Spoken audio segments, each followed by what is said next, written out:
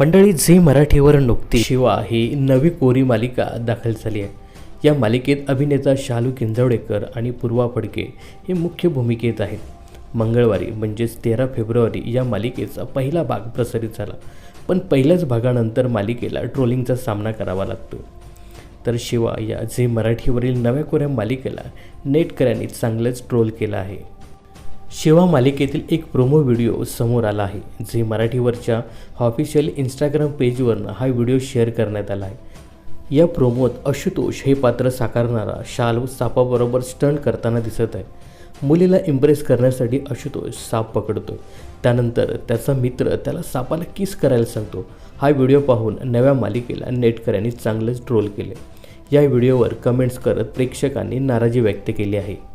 तर या प्रोमोमध्ये आशुतोष म्हणजेच शालू किंजवडेकरने साप हातात घेतल्याचं पाहायला मिळतंय.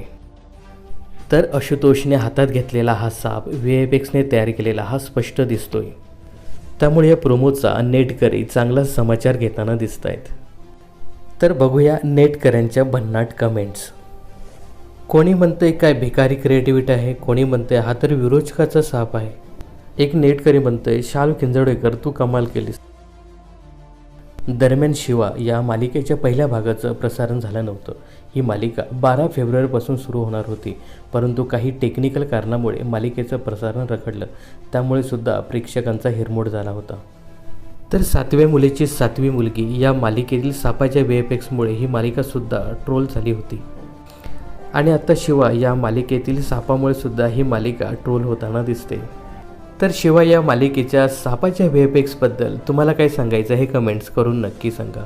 आणि त्याचबरोबर ही मालिका तुम्हाला कशी वाटली हे सुद्धा कमेंट्स करून नक्की सांगा. मनोरंजन क्षेत्रातील अशाच फिल्मी अपडेट जाणून घेण्यासाठी चॅनलला सबस्क्राईब आणि फॉलो करायला विसरू नका.